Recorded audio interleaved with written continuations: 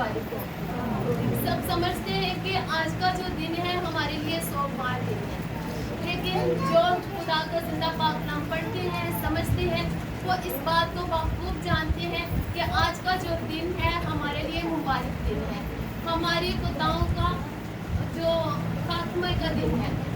آج کا دن جو ہے ہمارے لیے نجات اور فضل کا دن ہے۔ ہاللیلویا، ہاللیلویا۔ اس سے پہلے کہ میں خداوند کے زندہ پاک کلام کی طرف بڑھوں، میں چند باتیں اپنی جو زندگی کی ہے وہ میں آپ کے ساتھ شیئر کرنا چاہتی ہوں، صرف تھوڑے ٹائم کے لیے۔ میں بچپن سے لے کر آج تک یہ بات سنتے آ رہی ہوں کہ ایک آدم جو ہے اپنے گھر سے کتنا شروع کرتا ہے، اور میں نے پاک کلام میں کبھی نہیں پڑھا، لیکن میں نے آدموں کے منہ سے ہی یہ بات سنی ہے، اور میں یہ سمجھتی ہوں کہ یہ جو خوبصورت بلڈنگ خدا نے مجھے عنایت کی ہے، یہ میرا اپنا گھر، اور آپ لوگ جو ہے میری کلیسیا، میرے اپنے بہن بھائی، میرے ماں باپ اور پیارے بچے ہیں جو میرے بچے ہیں۔ ہاللیلویا، ہاللیلویا۔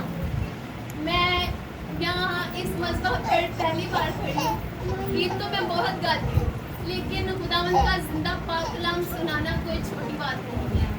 یہ میں پہلی بار آپ تک پہنچا رہی ہوں۔ ابھی آپ دیکھ سکتے ہیں، محسوس کر سکتے ہیں کہ میرا بولنے سے ہی آپ کو پتہ چل رہا ہوگا کہ میں یہ پہلی بار کر رہی ہوں، میرے ہاتھ کے کام بھی ہے، دیکھ سکتے ہیں۔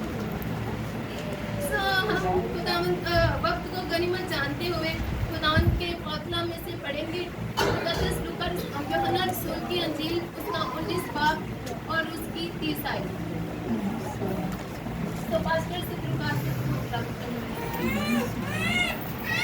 خداوند کے زندہ اور مقدس پاک کلام میں سے مقدس یوحنا رسول کی انجیل، اس کا 19 باب اس کی 30 آیت میں سے آپ لوگوں کے سامنے تلاوت کرنے لگا ہوں۔ یہاں پر یوں لکھا گیا ہے، آج جب یسوع نے وہ سرکہ پیا تو کہا تمام ہوا، اور سر جھکا کر جان دے دی۔ آمین۔ خداوند کا پاک کلام پڑھے اور سنے اور سمجھے جانے پر خداوند کے پاس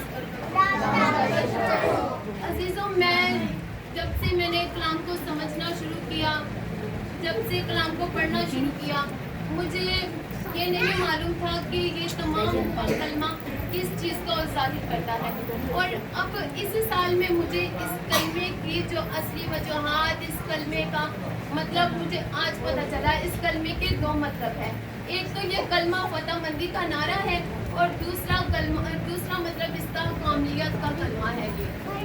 کاملیت وہ چیز جو خداوند یسوع مسیح نے دنیا میں آ کر کامل انسان ہونے کا شرف ادا کیا۔ ہاللیلویا، ہاللیلویا۔ یہ جو عزیزوں، آدم ہوا اور یہ جو دونوں تھے، انہوں نے باغ عدن میں جو خداوند کی نافرمانی کی، اس کا اجر آج تک ہم بھگت رہے ہیں۔ عزیزوں، میں سمجھتی ہوں کہ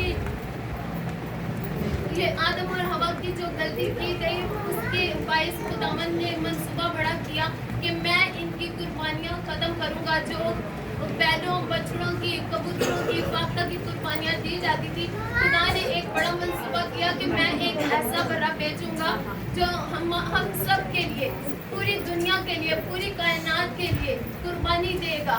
وہ ایک قربانی آج خدا نے صلیب پر اپنے بیٹے کو دے کر ہمارے گناہوں کو بخش دیا۔ ہاللیلویا۔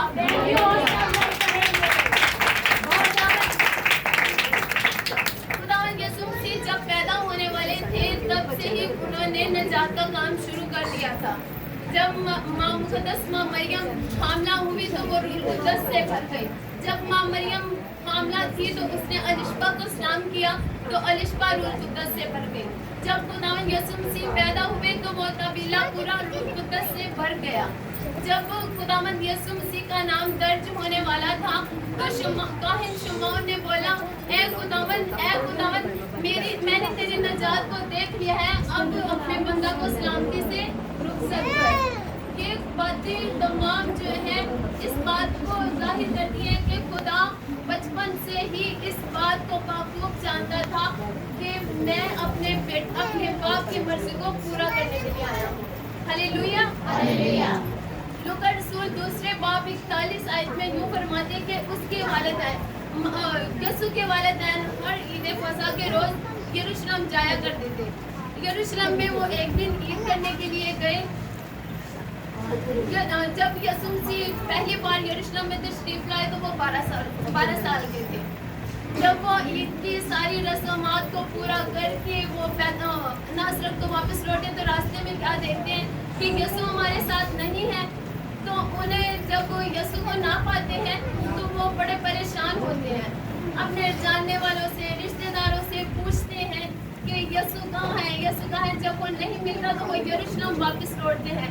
पूरे 3 दिन के बाद जब यसू को वो हैकल में पाते हैं तो वो क्या देखते हैं कि हैकल में बड़े बड़े आदमियों के साथ, बुजुर्गों के साथ खुदा की बातों में मगन था यसू मसीह। तो माँ मरियम कहती है, ऐ मेरे बेटे, ऐ मेरे लाल, तूने हमारे साथ ऐसा क्यों किया? क्या तू नहीं जानता कि हम तुझे ढूंढते ढूंढते परेशान हो गए थे? यसू बड़ा खूबसूरत जवाब से कहता है, ऐ माँ, ऐ औरत, तू क्या नहीं जानती थी कि मुझे मेरे बाप के घर होना जरूर था?